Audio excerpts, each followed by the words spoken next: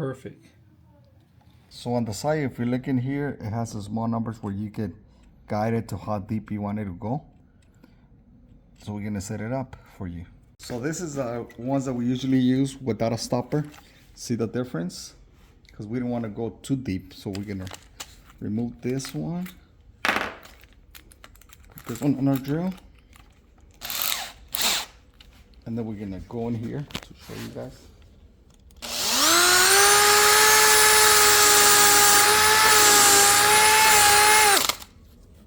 And you could adjust the depth. That way when you put your guys to work, you don't have to worry about that.